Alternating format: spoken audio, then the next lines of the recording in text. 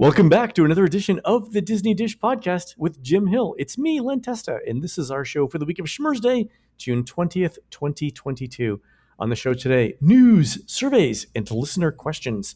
Then in our main segment, Jim gives us the history of Disneyland's House of the Future, which opened in mid-June 1957 and gave us all a glimpse of our automated, plasticized future. Let's get started by bringing in the man who reminds you that the month of May is Procrastination Awareness Month. It's Mr. Jim Hill. Jim, how's it going? Well, Len, as I always say, never put off for tomorrow what can be put off for a week from Tuesday. Exactly. No need to rush into this. Come on, sit down, have a beverage. And we have a special guest on the show today, Christina Harrison, the in-park person at Walt Disney World for touring plans. Christy's just back from Aulani in Hawaii and is here to share some details on that, as well as what's going on around Walt Disney World. Welcome, Christina. Good Schmurz Day. Thank you for having me. Well, I'm glad you're here.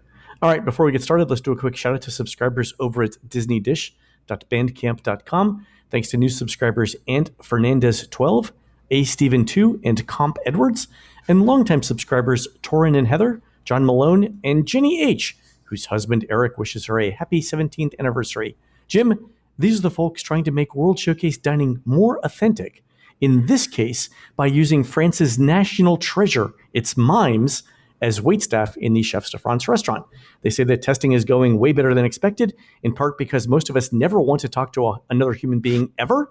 And they say that one downside is the mime's gestures for, would you like another baguette, is very similar to their signal for, there's a distinct lack of berets at this table, which, to be fair, is somewhat confusing, so they're working on alternatives. True story. I've actually experienced this, Len, and there was this time in Chefs de France where couldn't get any additional butter because my waiter was trapped in an invisible box. I was trying to work the invisible box angle in, and I couldn't figure it out. Okay. It just didn't flow.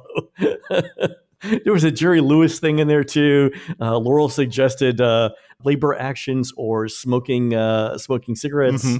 There's a lot of workshopping going on for that one. Glad to go for the low-hanging fruit. All right, let's do the news. Folks, the Disney Dish News is brought to you by Storybook Destinations, trusted travel partner of the Disney Dish podcast. For a worry-free travel experience every time, book online at storybookdestinations.com. Jim, every show should begin with a round of self-congratulations.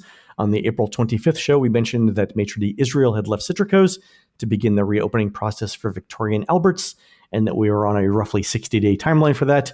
This week, Disney announced that V&A will reopen to the public on July 28th, which is all right, 94 days, not 60. But looking at it in Tron years, Jim, which are basically dog years at this point, we were spot on. There we go. Do you have your monocle ready? Exactly. I'm ready. Oh yeah, no. I have a tuxedo appointment ready for this when it happens. Me too. So ready. Assuming we can get reservations, we'll see. Also, Jim, Finding Nemo, The Big Blue and Beyond, opened this week. We're recording this on Thursday. Opened Monday, June 13th at the Animal Kingdom. But it looks like, Jim, it's struggling to get people to some of its shows. Our friends over at Blog Mickey are reporting that the first and last shows were canceled on Tuesday and Wednesday this week. And we hear it was due to poor attendance. So those shows were scheduled for 10:30 a.m. and 4:30 p.m. Those got canceled. The 11:30, 12:30, and 2:30 shows were still performed. Jim, it could be that the early show just isn't a priority given all the other stuff you can do in the park. And then most people are leaving the Animal Kingdom by 4:30. But what's your take on this? This hadn't been a problem in the past before, right? It was not. Yeah. It's in the guides, obviously, right? Yep. Yeah. And normally they have signage out front, or I would assume at this point the cast itself will be. There's a carnival barker out. Right. Yeah. Exactly. This is puzzling. I mean, it's a popular IP. It's a wonderful theater. I mean, this was a priority of mine the next time I get back to Animal Kingdom to see what chunks of the earlier shows still survive. And Chrissy, you've seen the show, right? Yeah, Gigi and I went this week, and there are people out front. There are big signs. We were able to get Lightning Lane about 60 seconds before the Lightning Lane window closed. And we So had like a minute before the show? Yeah, we had an entire row to ourselves. It was very weird. What show time did you go to? 11:30. Okay. Yeah. So the second show of the day, and you had an entire row to yourself? We did. I kept scooting over. I kept telling her, fill in all available space, move to the end of the row. And it was just us. And there were several rows up front that were 2 people or 3 people. Wow. So it really is an attendance issue. It's not. It's not. Huh. And how was the show? It was so sweet. It was adorable. It was 68 degrees inside, cast member told us. But it was not full. Huh. No idea. Interesting. All right, we'll keep an eye on that. And you're headed back to the Animal Kingdom when we're done here, right?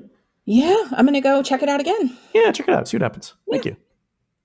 Also, Jim, Adventures by Disney announced a new trip offering. This one is a 24-day, 7-country around-the-world excursion on a luxury jet with stops in Anaheim, San Francisco, Orlando, Tokyo, Shanghai, Hong Kong, Agra, India, and Cairo and Paris.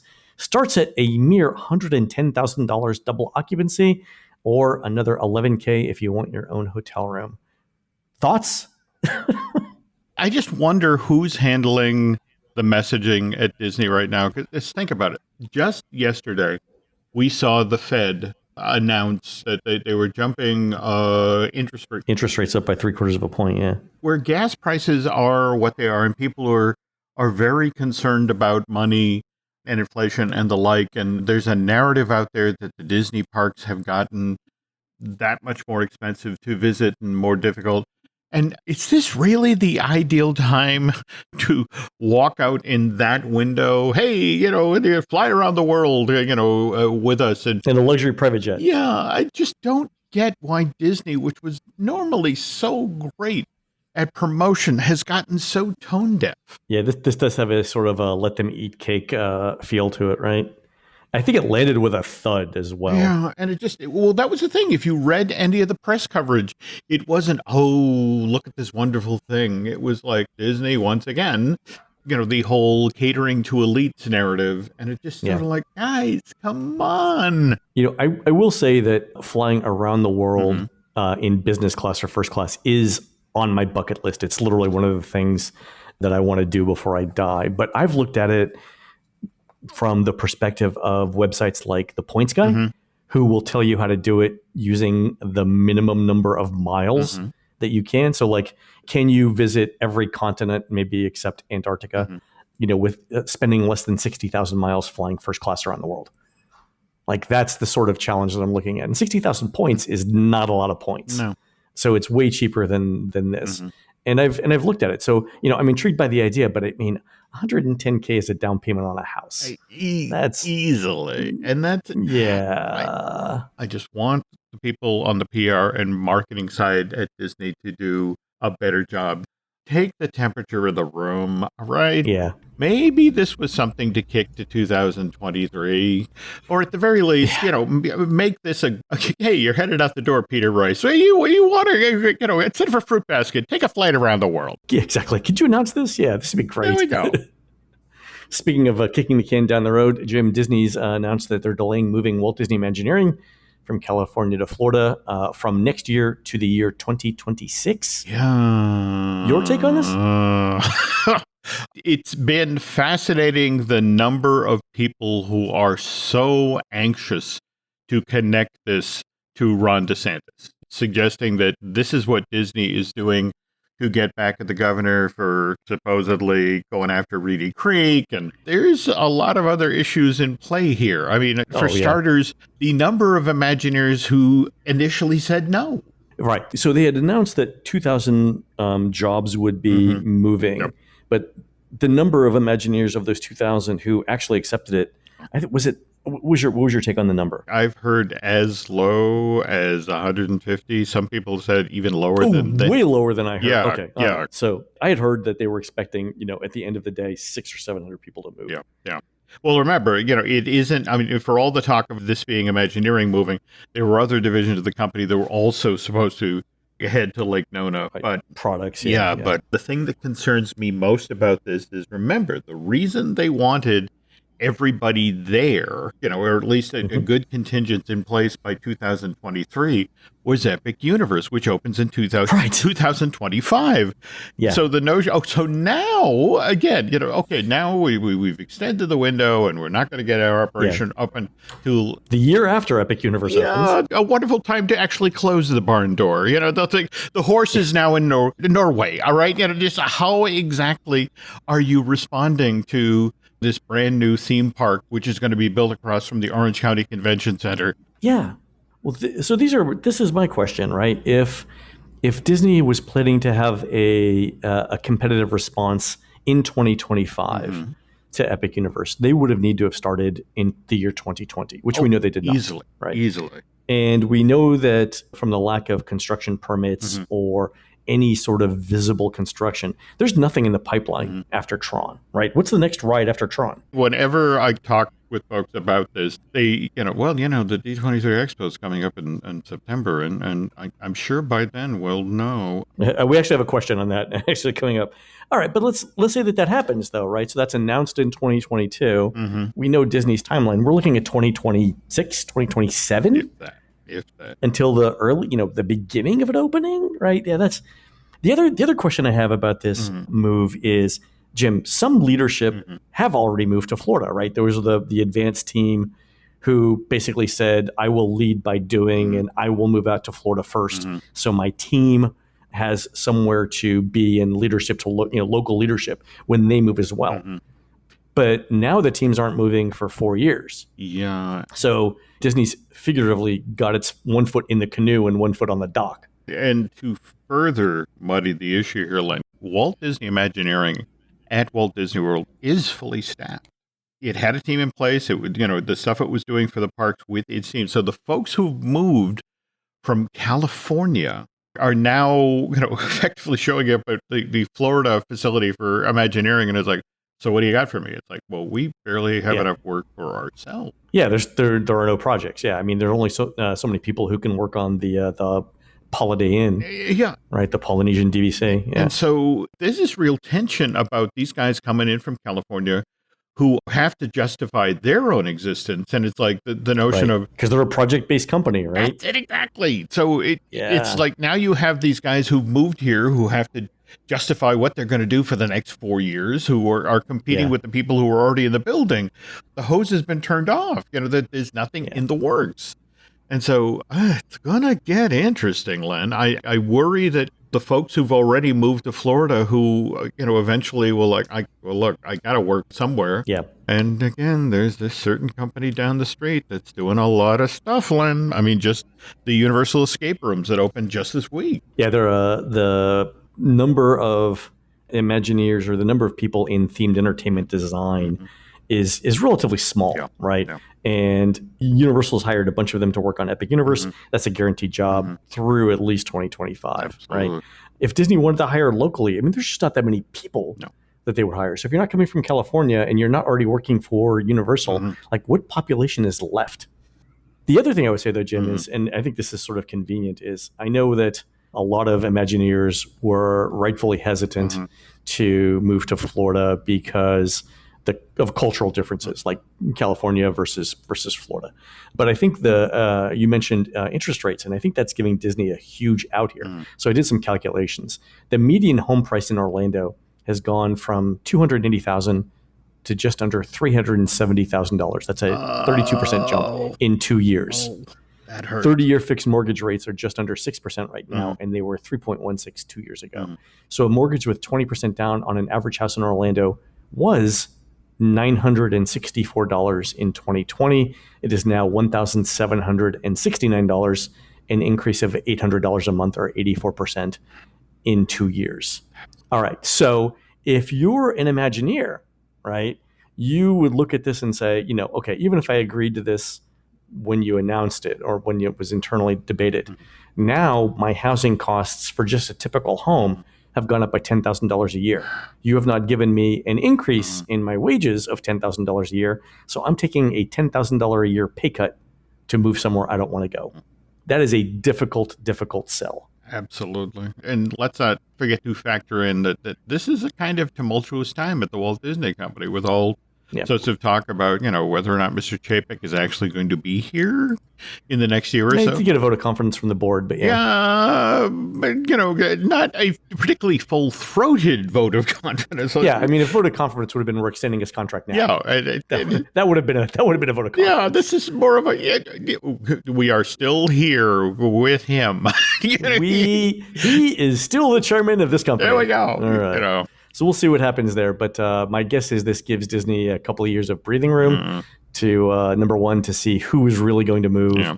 Number two, to hopefully get long-term interest rates or mortgage rates back down a little bit.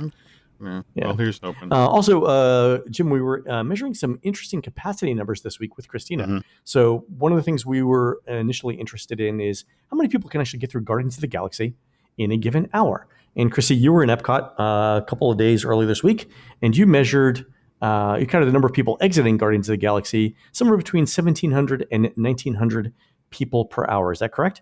Yep. Hours. You had me sitting there. And then of that, how many people did you actually see throwing up as they left the building?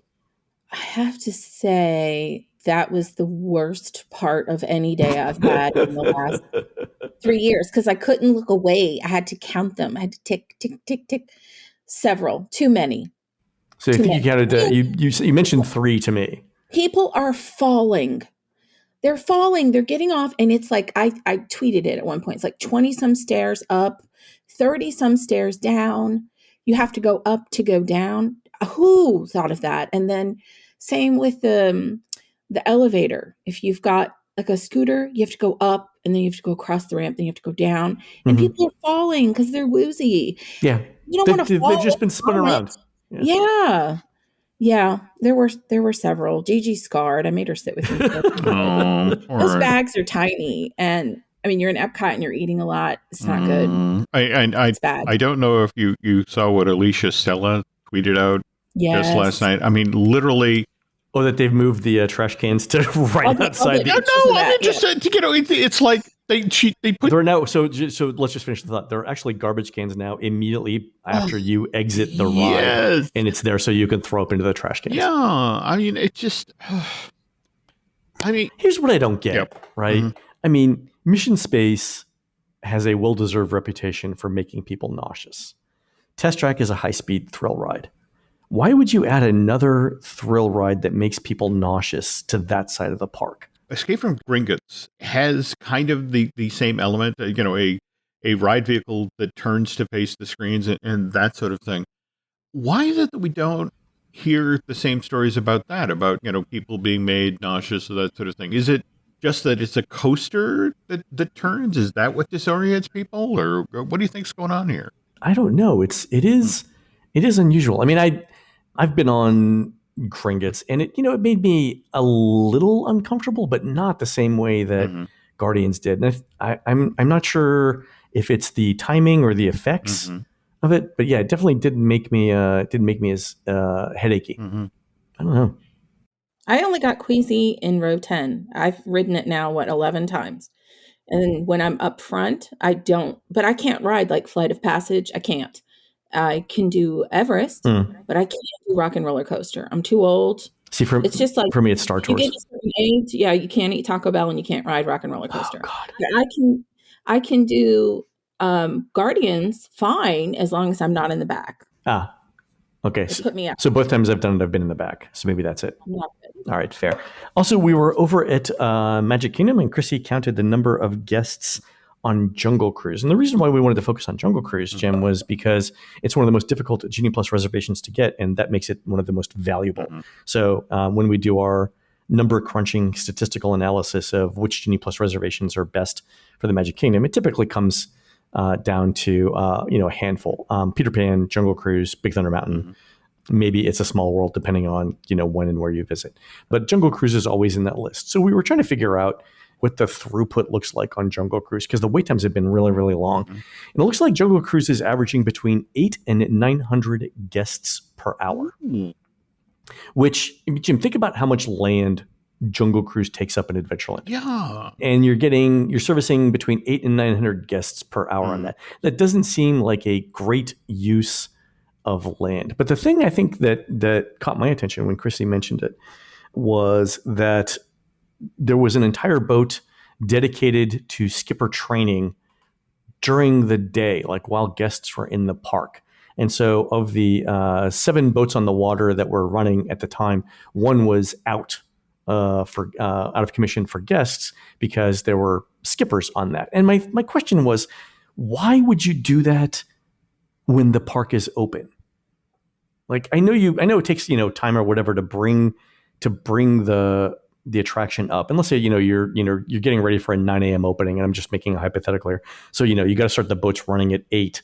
Why not start the boats running at 7 to have them ready for the day? And then from 8 to 9, then train the skippers. Like, why do you have to do it when there are actual guests in the park? I couldn't figure that out. We are a year out from Disney spending big money to update and remove the supposedly things that offended people from Jungle Cruise. Yeah, I mean, there were offensive things. No. But they spent a ton of money, to your point, and a ton of time upgrading the ride. Yeah, and now we've got 7 boats for 800 and 900 guests an hour.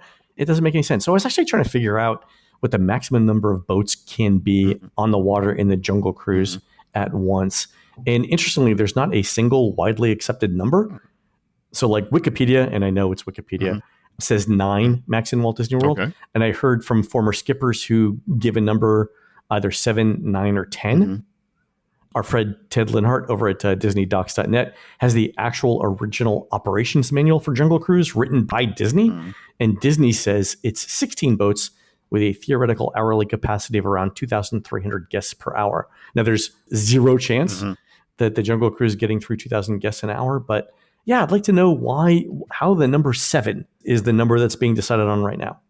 Because if in 1971 you could run 16, why less than half that now? This is mind-boggling. We are still post-pandemic. Oh yeah, I know there's staffing issues too. We heard one of the skippers got off the boat and was talking to another skipper and said that skipper had 2 12-hour mandatory shifts this week.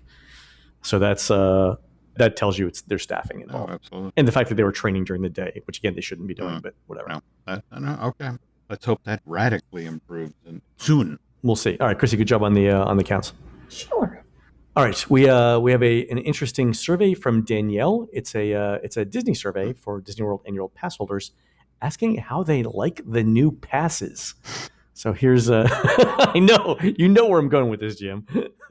just putting on my flak jacket. Go ahead, Len. All right, so it opens up with with one of those charts that shows you 4 columns, one for each of the passes: the Pixie Dust, the Pirates, the Sorcerers, and then the Incredipass. With the benefits in each row. So it just says, remember these are what the annual pass options are.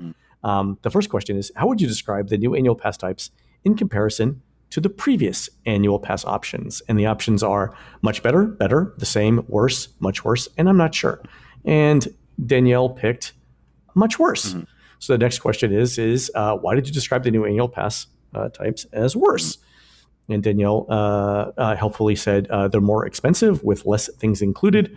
I have a gold pass with fewer blackout dates, and it includes photo pass for less than the Pirates pass. And then the next question was, please rate the appeal of the following attributes of the Walt Disney World Annual Pass program. And the ratings are not very appealing, neutral, appealing, or extremely appealing. Advanced reservations required. I don't know how anyone would say it is appealing to have advanced reservations required. Benefits such as parking, food and bev discounts, merch discounts, and so on. A monthly payment option. New pass types that can be customized with add-ons. The number of reservation allotments. Blockout dates and an accessibility calendar, or bonus reservations. And the only thing that Danielle rated as extremely appealing was the monthly payment option, which I would imagine that a lot of pass holders would find appealing. Then a bunch of questions around the park reservation system, Jim. So this is where we know sort of what Disney is focusing on. Thinking about the last time you attempted to make a Disney park pass reservation, were you able to complete all of your preferred reservations? And the options are, I completed all of the reservations I wanted, I completed most, I completed some, or I completed none of the reservations that I wanted. In this case, Danielle said, I completed none of them. The next question then is, how satisfied are you with the Disney Park Pass reservation system as a whole? Danielle picked somewhat dissatisfied. And then you get asked reasons why. And the choices include, the system limits my flexibility in visiting any theme parks. There's not enough theme park availability at any of the parks on the days that I want to visit. I have had issues booking reservations for the length of my trip. I'm not able to hold enough reservations at a given time. I was unable to book a park reservation beyond my current AP expiration date. There's not enough theme park availability at the parks I wish to visit. Searching for available days is too cumbersome. and then other. And for the other, Danielle put, the overall process in the app is not user-friendly at all. And so, Jim, you and I have talked about this offline, but I don't know that we've ever talked about this on the show. We do know that Disney artificially limits the number of park reservations. Even when there's space, they will sometimes say that a park is full simply as an inducement to you to go, for you to go somewhere else.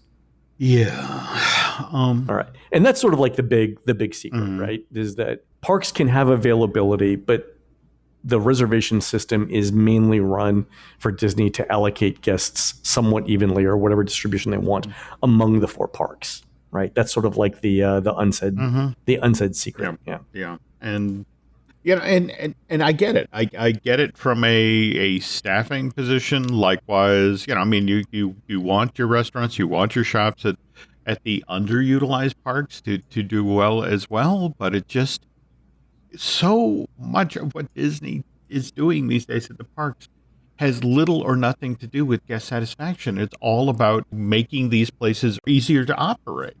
And again, that concerns me. I mean, that's short-term thinking on that. I get that helps this quarter, but long-term, when people go home and talk about, their Disney World vacation experience, who's going home and evangelizing about the park now? Yeah, no one's going home and saying, "Oh my God, the Park Pass system, you've got to try it." Like, literally, no one is saying that. Yeah. If the best thing is that it, like, people will say it wasn't too bad, not the sort of word of mouth. Len, that's in the book of compliments, right alongside, you don't sweat much for a fat guy. For a kleptomaniac, it doesn't steal as much as you think. There we go. All right, Jim, let's do some listener questions. This one's from Veronica. He says, I'd consider myself a fairly reasonable Disney fan. I don't mind Genie Plus. I just wish it was free and worked like the old paper FastPass system. You can't get your first one until you're in the park, then use whatever the paper FastPass rules were. Disclaimer, I only took one trip with FastPass Plus, so most of my trips were in the paper era. I hate park reservations, and I hate not being able to park hop until 2. I have 2 trips planned with different family members, and then I think I'm done unless things change. I don't want to plan my entire vacation around park reservations. I just don't. I like the ability to wake up and go, you know what? I'd really like to go to the Animal Kingdom today. Do you think the park reservation system will be around? Yes. Yeah. I think so, Veronica. Yeah. Again, what I think Jim and I have just said, it's not really for the benefit of guests. It's mainly for park ops people, and they're getting a ton out of it. So they're looking at it and saying, the money that we're making off of this, or the money that we're saving on labor, makes up for the fact that people are complaining about it. Yeah.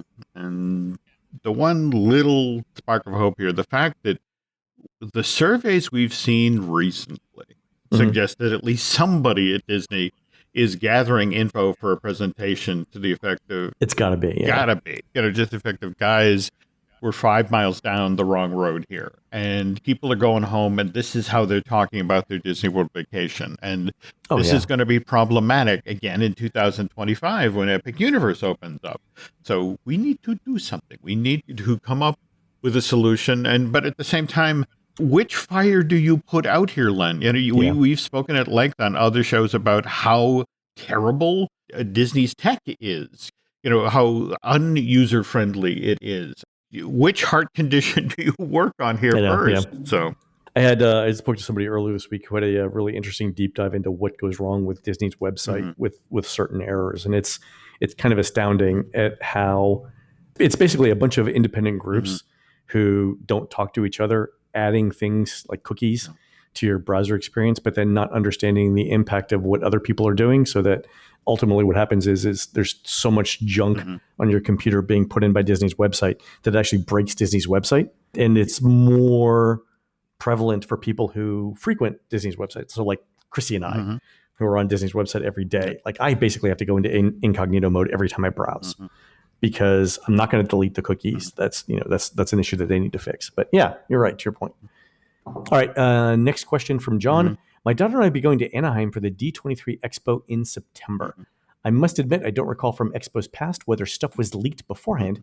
Have you guys heard any rumors about new attractions coming? And did you hear stuff coming ahead of previous Expos, or was it all a surprise? I am hearing in July we're going to get some info about the Splash Mountain redo. Yep. Supposedly one of the bigger aspects of this D23 Expo is not only walking out footage from Tiana, the new limited series that Walt Disney Animation Studios is doing, of course, based on Princess and the Frog, but also giving folks a taste of what the Splash Mountain Princess and the Frog redo will be like. So that info has begun to leak because I think but that's more out of a concern to the effect of Disney began seeing stories out there about, they should have announced something by now. So it's like, guys, we need to get ahead of this. We need to, people are filling the information vacuum and in not a good way. We need. Yeah, they need to get ahead of the story. Yeah. But yeah, beyond that, given what the backlash has been for the 50th anniversary and that sort of thing, and the parks are still sort of trying to get their arms around what they're going to announce. And a lot of this honestly has to deal with Mr. Chapek, because it's like, remember the last time around where Bob led his first presentations for the parks, and there were a number of things that we had heard were coming that were suddenly dropped from the presentation maybe a day beforehand. Yeah, like the night before, it was like, we're not going to announce that yet. Because I think one of the ones was the coaster for Dinoland in Animal Kingdom. Like that was supposedly queued up and ready to go, and it didn't get announced. And I wonder if that's one of the things that we'll hear this year. There seems to be a sense of, we need to put some good things on the table here that are going to be delivered in a timely manner, because the Tron light cycle narrative is out there, and I think a number of things that Guardians of the Galaxy Cosmic Rewind already has a troubling narrative. And it's just sort of like, this was supposed to be the big ride for Walt Disney World Summer. And the story was supposed to be cool storytelling coaster, not, hey, we had to put the trash can closer to the offload. Because it makes people throw up, yeah. Not the narrative that they wanted. There we go. The other thing I would say is, and I know we've talked about downtime in the past, though, but from my perspective, Disney basically needs to build 2 new headliner rides in each park. Oh, yeah. Just to make up for, number one, the lack of uptime that their newer rides are experiencing. Again, Rise down 2 hours a day, Remy an hour a day, stuff like that. They need to build 2 new headliner attractions per park just to sort of get back to where they were 10 years ago in terms of capacity. I don't think they have the stomach to announce that. That would be eight new rides over the next 3 to 5 years. They don't have the institutional will to do it. But I think that's what they need. You have to find the construction workers to actually do that. And their dance card is full right now. Yeah. So bad timing all the way around the barn. Exactly. All right, Chrissy, here's a question for you from Christopher, who says, this is probably a good question for Christina. When we were at Walt Disney World in May, our family noticed that the air conditioning in various locations was much warmer than we were used to from previous trips. It led to conversations that maybe the AC was broken in some places, or we speculated it wasn't that hot, so the Floridians didn't need high air conditioning. But since we've returned from our trip, I'm seeing many others comment on social media that they noticed the same thing with the air conditioning. Is Disney really trying to save money on AC? The answer is yes. Wow. So what rides This is my take, and I have, we've got a couple very close cast member friends, but it's like menopause going through Spaceship Earth. It's a time travel through menopause. It just is. It's terrible. Like, you used to be able to say, oh, I'm going to go sit in here so I can cool off. Well, no, it's sort of like somebody that ate an ice cube 20 minutes ago is blowing on you. Like, it's not. They call it air cooling. Yeah. Nope. Wow. Nope. All right. So maybe they are trying to save money on air conditioning. It wouldn't surprise me. Nothing shocks me anymore. Yep. All right, fair. All right, last question from Jeff, who says, I'm a longtime listener, first-time caller. We await the reopening of the boat between the Contemporary, Wilderness Lodge, and Fort Wilderness. Do you think with Hoop-de-Doo returning on the 23rd, we'll see that boat route return? It seems like every other boat route has now returned. Yeah, definitely, Jeff. I think it'll come back because Disney wants to get people over to Hoop-de-Doo. And I think that's also one of the reasons why we're going to see the return of minivans to Fort Wilderness as well. Makes sense. Chrissy, you're going to Hoop-de-Doo soon, right? I am. Bethany and I are going opening night, the first show. Bethany Benton and I. 4:00, having our 4:00 chicken. 4:00 barbecue. Yep, I got to send Jim pictures of the ribs. I forgot. Oh, that sounds delightful. All right, and Chrissy, while we've got you here, you were recently in Aulani. I was. In Hawaii. Thank you for suffering. I appreciate it. How was your trip? Okay, and I want to exaggerate. I know I'm prone to drama, but it was the single best thing that we've ever done as a family. Like, Dion, my husband, he works super hard because I work for you, so I don't make any money, but he makes a lot of money and Exactly he does a right. really Yeah. good job. So he actually works super hard and doesn't just like go to Coral Reef and test cookies. So he took 1,000 naps, but it was the best. Like Gigi is half mermaid, obviously. But it was wonderful for so many reasons. The trip out there was hard a little bit Mhm. because Gigi couldn't fly first class because I wasn't paying for it. um, And I offered to pay for Gigi's ticket. she can't go by herself, Len. I don't know who's sitting next to her. Anyway, she was fine. She went economy plus, and she had snacks. And she had the kit you gave her. I did. To be fair, I did provide her with a travel kit for her 10-hour trip. She was Right. fine. She had a custom made travel kit. And she used her bergamot face spray and stunk up all of it's fine. She's fine. Now, I will say she was a little bit offended because the snacks came in boxes and there was not a plate in sight, but therapy will handle that. Okay, so a couple things, a couple reasons to go. And I know I sound like Disney saying to 25-year-olds who, unless you have like generational wealth, you're never going to own a home, why you should spend $5,000 to take your family to Aulani. I understand it's a splurge. Okay. However, there you go. Yeah, I mean, you spend that much money going to Disney World and then we raise the air conditioning. So if you're thinking about it, absolutely do it. And here's a couple reasons why. One of the big ones was I did not eat one item with glitter. Like it was a glitter-free dining experience. Is that what you're saying? Almost didn't know what to do. But like going from eating, what do you think I consume? Like 2-3 pounds of glitter a week, roughly, give or take? Oh yeah, sure. With the iridescent stuff in Walt Disney World. Oh sure, yeah. To just eating like the freshest fish and rice and like lovely Portuguese sausage. I'm sorry, I didn't even know how to act. And that's with eating like 6 Mickey Shave ices a day, with my lychee syrup. I still felt better than an average 3 days here. It was magnificent. The food is magnificent. The service there, I walk around with $5 or $10 out because you should always tip or you should not go. It's a service industry. So Dion doesn't love that so much about me because he said, you just tipped him. Anyway, it's fine. The service is like olden days at Disney. Like, trying to think of a better way to say that.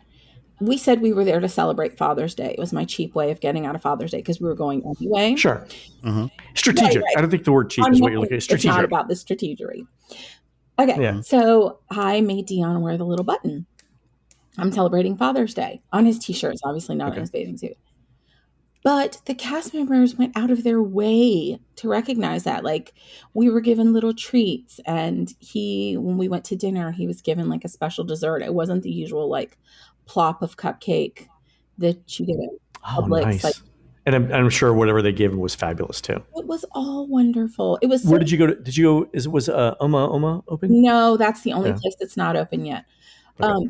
But when we went into one of the merch locations to get the Wishables, the Aulani Wishables, the sweet cast member, there's a cast member there that has the best superpower. She can feel the bags one time and tell you what's in there. So we got all 4 off the bat. Like, that's magical. You don't have to buy 5.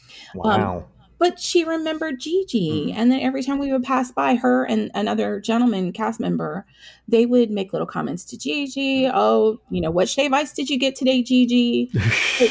And it's not like we were the only people there. It's packed. That's a skill, though. I mean, we've talked about Disney cast members before who can recognize people, weeks or years after they meet them, and it's just incredible. But it wasn't just one. It was like the guy at the shave ice place every day was like when we would walk up, and we went every day. I know Gigi wants Mickey ears. I already know you want the number 2 or the number 3, whatever it was. I know Gigi wants her Mickey ears. It was really sweet. It made it because when the kid's happy, like at least in our family, it's not when mom is happy. When Gigi's happy, the universe. Yeah, exactly. How did that change, by the way, generationally? Okay. Yeah, it's weird. Well, that's therapy also. Like, our mousekeeping cast member, when she was getting ready to leave our floor, because we would take naps in the afternoon because the 6-hour time difference, we're old, killed us. She would come and tell us, I'm leaving. Is there anything that you need? I'm heading to another floor. Like, who does that? It's unreal. So, tip very well. Okay, one thing Gigi loved that I never thought that she would, because I've been her stalker since birth, is Auntie's Beach House. We signed her. Oh, right. We did the premium activity, the Surf's Up. This is the kids club, right? For when you want to drop your kids off, and have them do something else. Yeah, okay. Okay, so I was hesitant because every time she's been to camp, for example, cheerleading camp, I'm working right there. If there's a Starbucks next door, I'm right there. Sure. Because I can't leave her because I'm psycho. But it's fine. But I was nervous about this. So, of course, I asked some of our agents. We have like a couple agents who specialize in Aulani. And so I was asking around what to expect and how do I prepare her for this? What do I tell her? Got some great advice, of course. So we go and I drop her off. It's very, very secure. I was nervous. It was like $68 and you have to buy a special magic band, which you can't bring your own for that, but you can bring your magic band. I was like one of 3 people. They just reinstituted that. You can bring your magic band and link your... Oh, nice. Yeah. So I didn't even have to bring my key card anywhere. I could... Oh, fantastic. Buy stuff using my Star Cruiser band. Star Cruiser band. I did. It was awesome. But you check her in and she got her little magic band that was Oahu, adorable little turtle. And you can return it at the end, but it's very secure. It was wonderful. And she was so excited. At first she was nervous. She was so excited to go. She made a friend, little Emma, in line.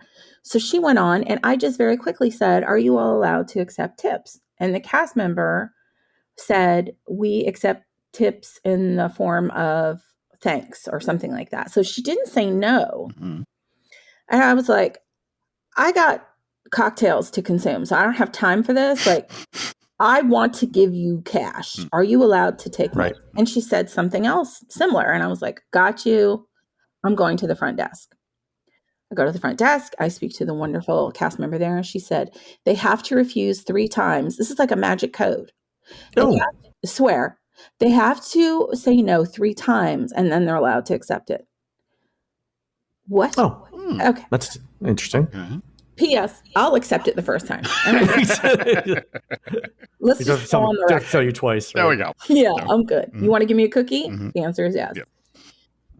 So I was like, okay, number 1, you need to change that because that is foolish. Okay, number 2, how do I get around it? So they got me a leader, like a supervisor, who brought me over, I guess, the magic tipping envelopes. I don't know. Okay. Got them. I took a picture. It's on our highlights. I've also posted it on our page. I got the magical envelopes and I stuffed cash in each one. There were 4 cast members that I saw. Little note of thanks. And when I walked up to pick up Gigi and I did my code word and all that, again, very locked down, I handed them the envelopes and there was no refusal. So we got to do better. But they were wonderful. Gigi had the best time. She was upset that she had to leave. It did soothe her that we had an executive lanai waiting. Oh, thank God. And everything she drank was in a pineapple. You can do that for $9, no matter what you're drinking. Why are we not doing this all the time? We did. Okay, there you go. Yeah, we did. I will say the drinks are too strong for me. They're like, really? Absolutely 1,000% too much alcohol. They're Bethany Vinton level. I'm not qualified. I could barely walk after one. Well, I mean, you're on vacation in Hawaii, so. And then it's like less than $2 if you want a double shot of whatever. You make it a double. So fantastic. We got to see the sea turtles at Aulani Cove. Chris Kidder, who follows you on Twitter. Oh, how was it? Yeah, he's one of the folks that helped build it. He's a Disney cast member. So he's been to Aulani like 50 times. Like I think he was the one that came up with having the animals in the lazy river. He's genius, wonderful dude. He's constantly somewhere. But he gave me some pretty good advice and mentioned, you have to go out at sunrise And we connected on Instagram or Twitter. And he said, you got to go out at sunrise and you go to the left of Aulani Cove and you'll be able to see Yep. sea turtles getting in the water. And it was majestic, amazing. Like something out of a David Attenborough film. It was, but there's Gigi in the background. I'm hungry. Mommy, what time is breakfast? That was fantastic. So you enjoyed it? Yes, we're going back next March. Really? You've already planned it? Yep, I got to get with Annette. She is my travel agent. Fabulous Annette. But yes, done, going. Fantastic. You can send Gigi first class. I don't know. I'll start working on that now. Should be all right. All right, good to hear. And what do you have coming up this week in the parks?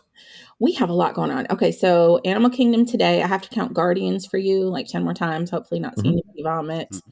We have Hoop to You coming up. Bethany is in town soon. And then Gigi and Mom and I go on our very first cruise. Gigi and I have never been on a cruise. I've been on the Jungle Cruise. That's a cruise. Yeah, but now we're going to the Bahamas with Carol in one stateroom. And all she cares about is what are the cocktails like and what do they deliver them room service. And Carol's our mother for listeners, but what time does that start? And can it get room service seriously, 24 hours? Gigi's like, how many Mickey bars can I get? And your mother wants to know about the cocktails. So it's going to be a great time or a miserable time. We shall see. We're going out of Miami and we're going to the Bahamas and Castaway. And you're going on the Dream? Yes, going on the Dream. Very first cruise. Very excited, very nervous. Should be fun. Yeah, we'll see. All right, you'll have to report back on that too. Definitely. Well, have a great time. Fantastic. Thanks. Okay, and remember, when in doubt, you take the leftover alcohol beverage and the Mickey bars and just have them bring a blender to the room. That'll make it exactly a little bit more pleasant to deal with your mom and your daughter. Dude, I don't know. I'll be sleeping on you'll have a lot of videos of me on the balcony. I have a feeling that's going to be my room. Yeah, exactly. It's going to be fun. I'm looking forward to this. That'll be a lot of fun. Okay. Can't wait. All right, folks, we're going to take a quick commercial break. When we come back, Jim gives us the history of Monsanto's Home of the Future, which debuted at Disneyland almost exactly 65 years ago this week. We'll be right back. Now a word from our sponsor, BetterHelp. These days you hear a lot of people talking about burnout, which, according to the American Psychological Association, isn't a medical condition per se, but rather physical, emotional, or mental exhaustion accompanied by decreased motivation, lowered performance, and negative attitudes towards oneself and others. Now, most of the time you hear about burnout being associated with work, but life all by itself can be pretty overwhelming. And any of the roles that we play outside of work, be it parent or caregiver, can leave us feeling burned out. This is why BetterHelp Online Therapy wants to remind you that it's okay to make yourself a priority. Which is why, if you're feeling burned out, well, maybe it's time you talked with someone about what's causing so much stress in your life. BetterHelp is customized online therapy that offers video, phone, and even live chat sessions with your therapist, so you don't have to see anyone on camera if you don't want to. BetterHelp Online Therapy is much more affordable than in-person therapy, and you can be matched with a therapist in under 48 hours. And did I mention our listeners get 10% off their first month at betterhelp.com/DisneyDish? That's BetterHelp.com/DisneyDish. We thank them for sponsoring today's show. Do you feel like you need a bit more magic in your life? Why not give Storybook Destinations a try? Storybook Destinations is an authorized Disney vacation planner, and all of their counselors who work for this full-service travel agency have received extensive training when it comes to the Disney theme parks, resorts, cruises, vacation packages, and more. These travel professionals have years of experience when it comes to planning customized Disney vacations, which is why you can always book with confidence when it's the Storybook Destination team that's helping you find the vacation of your dreams. Best of all, they offer their booking and planning services at no cost to you. So if you're once again ready to travel, why not learn more about what Storybook Destination has to offer by visiting their website, www.storybookdestinations.com. What I bought? A new Blink Mini 2K Plus smart security camera. What I got? 2K clarity sharp enough to see every detail of home when I'm away. Plus audio like I'm in the room, not with my bestie traveling to another city. Plus easy plug-in setup to install faster than skipping through podcast ads. But you'd never skip ads, right? Plus, I got all of this for just $49.99. Blink Mini 2K Plus. Mini camera, max performance. Shop now at amazon.com/blink. And we're back. All right, Jim. I have one word for you, and that is plastics. Yes. And that is, in fact, the key word for the Monsanto's Houses of the Future. So, kind of a convoluted route for this thing to come into the parkland. First of all, not designed by the Imagineers. The way this came into Disneyland Park, Monsanto, the corporation, this is the early to mid 1950s. And it's the period after World War II where a lot of guys who served did the GI Bill, went to college, got themselves decent jobs at thriving companies, and then decided to move to the suburbs. So that's how we got, like, for example, in 47, we got Levittown, which by 1953, Len, 70,000 people lived in Levittown, just came up out of the ground. And the problem is, we then saw, because so many of these types of communities were being built, we saw a shortage of building supplies. And Monsanto looks at this like, ooh, hey, wait a minute. We are looking for, we have our plastics division, and we are looking for different ways to expand, people's use of plastics. And the notion of, wow, what if we were to build prefabricated plastic homes? Ooh, nice. So this actually goes back a ways to post-war United States. Because remember, the California case study homes were all around using low-cost and new materials to make affordable housing for people, for GIs coming back from the war. So this is all definitely part of the overall movement that was going on in architecture after the war. Absolutely. But the folks at Monsanto realized, okay, it's one thing to build one of these with the notion of build a prototype, but at the same time, we need people to see it. We need people to get enthusiastic about it, and in turn to then talk to their would-be builders to the effect of, hey, have you looked at these prefabricated homes?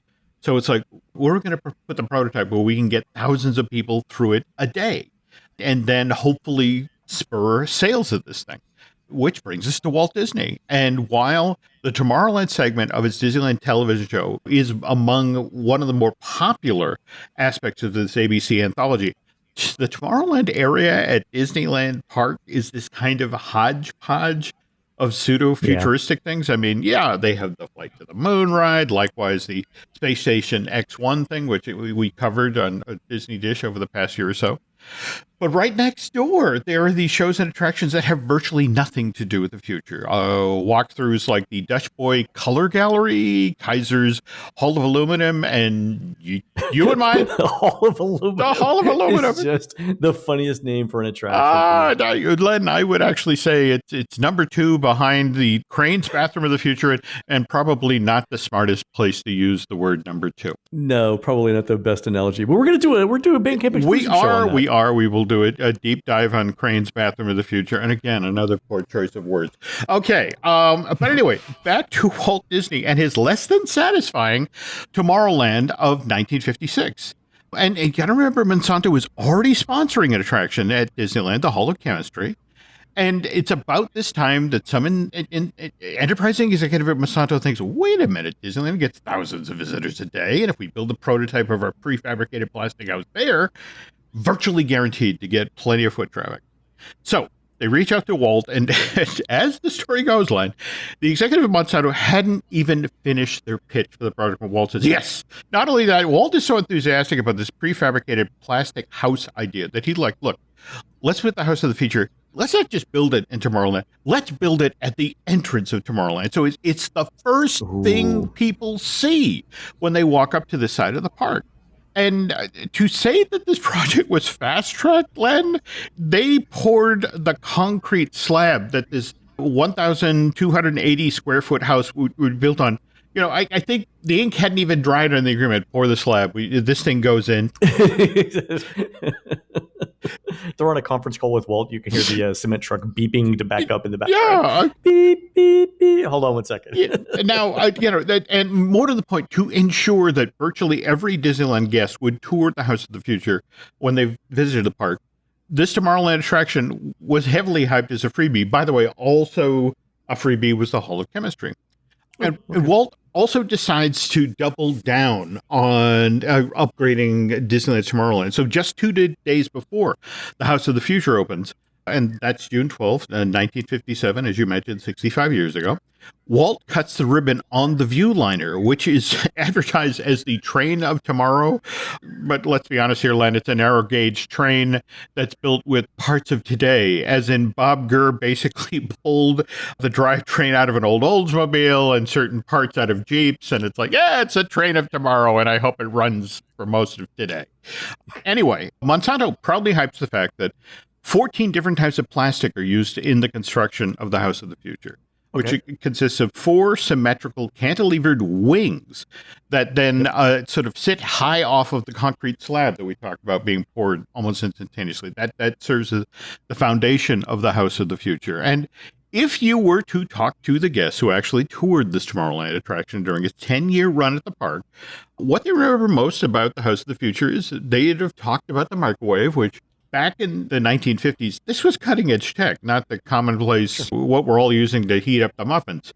Also, let's talk about the terrific view from the bedroom, which, you look out the window and there's Sleeping Beauty Castle. And by the way, Len, I want to point out, that was the original selling point, or one of the key selling points for Celebration back in the early 90s. It's like, hey, you're only 6 miles away from the Magic Kingdom. Oh, yeah. And then if you think about, when they announced the Golden Oak at Walt Disney World Resort. You're right there. Yeah, you were a mile from the Magic Kingdom. And in this case, you're 100 feet. All right, you look out the window and it's like... I mean, my first apartment in Celebration, we could see the Magic Kingdom fireworks at night. Okay. So... turned out to be the exact right thing to do for this prefabricated plastic house. First 6 weeks that this was open at Disney Park, Len, over 435,000 people walked to the house. That's over 10,000 guests a day.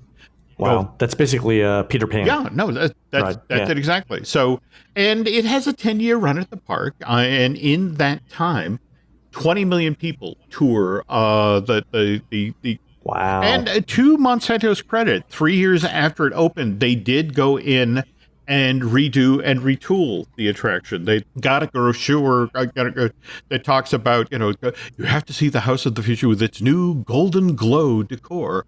And it's sort of like, okay, so you rubbed radium on everything? What's making it glow? Anyway, 20 million people go through this thing. It is a 10-year run.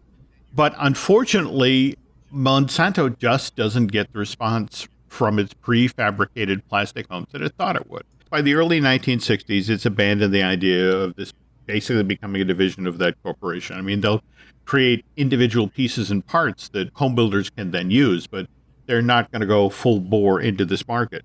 Which brings us to when Walt approached Monsanto about the same time and, said, hey, look, we're thinking of redoing Disneyland Tomorrowland area. Do you want to stay on as a sponsor of something on this side of the park? And Monsanto's response was, yeah, but we want something new. Pull down the House of the Future and close the Hall of Chemistry. We want an attraction that people can actually ride on this time. So that's what the Imagineers did. They got Monsanto's Hall of Chemistry. They put an Omnimover in there. And that's where we get our Adventures Through Inner Space ride. A classic Disneyland attraction of the 60s. There we go. On the other hand, the House of the Future, again, 14 different types of plastic that, frankly, over 10 years. Remember the old stories about the Contemporary and how they slid the prefabricated rooms in, and the whole notion was like, oh, at some point in the future, if we want to change out the rooms, we'll just slide them out like a drawer. And it's like, that didn't work. Kind of the same thing with the House of the Future. They had allocated 1 day for this dismantling. It means a 1,200 square foot, 1,300 square foot house, Jim. It's how long can it possibly take to demo? 2 weeks. All right. And I heard one of the stories was they brought a wrecking ball, and because the house was so well constructed, the wrecking ball bounced off of it. It did. And likewise. You know the guy that's operating the crane that's swinging the wrecking ball. He takes one whack at it. It bounces off the side. You know he's looking down at the construction foreman like, what's step 2 in this plan? Like, okay, what are we doing here? Well, they even made it, supposedly after that, they made a run at it with a bulldozer. And the thing is, all that happened when they made a run at it with the bulldozer is the entire building came off the concrete slab. But it was still intact. No, that's it exactly. It just slid. Eventually, they were forced over. They finally gave up and went at the thing with cutting chains and hacksaws, and that was the only way they got it out of the park. They had to cut it into small chunks. It was like trying to. I heard it was like trying to pop a balloon with a ping pong paddle. Oh yeah, like you're not going to do it. No. Mind you, the concrete slab was left in place, and it's still there today.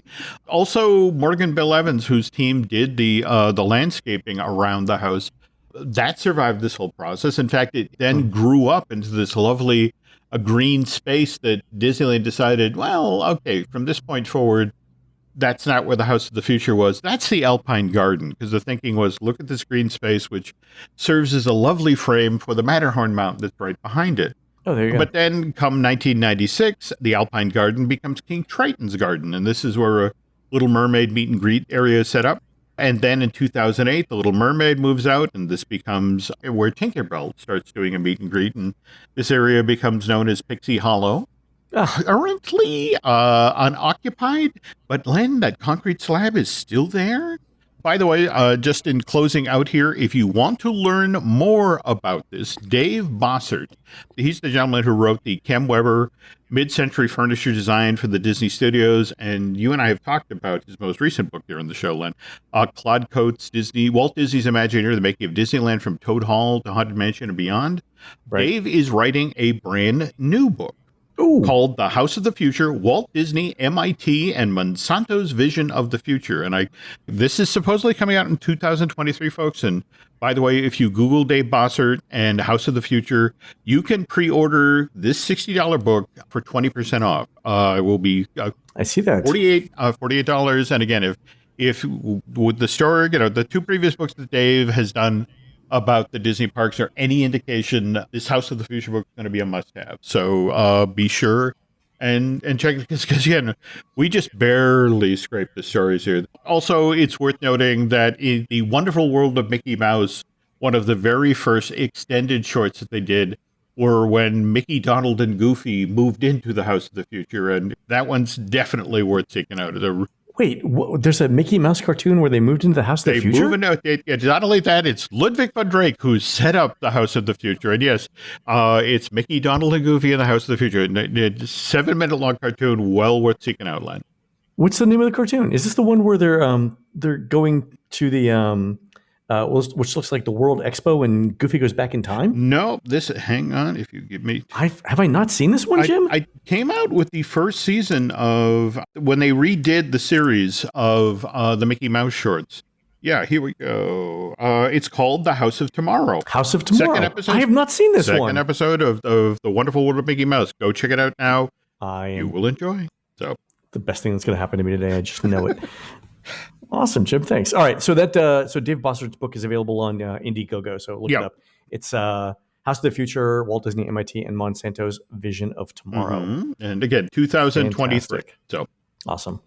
All right, folks, that's going to do it for the Disney Dish show today. Please help support our show and Jim Hill Media by subscribing over at disneydish.bandcamp.com. On next week's show, it's the end of the school year, so we'll be looking at Disney's educational entertainment offering, the Disney Institute. You can find more of Jim at jimhillmedia.com and more of me, Len at touringplans.com. Chrissy, thanks for coming on. Where can we find you? In the park. Thanks for having me. All right. We're produced fabulously by Aaron Adams, who will be using a new secret recipe for a Yemenite pepper sauce named shug as part of his title defense in the always competitive Best Flank Steak category at the Giant National Capital Barbecue Battle on Saturday, June 25th, 2022, on Pennsylvania Avenue between 3rd and 7th Streets Northwest in beautiful downtown Washington, D.C. While Aaron's doing that, please go into iTunes and rate our show and tell us what you'd like to hear next. For Jim, this is Len. We will see you on the next show.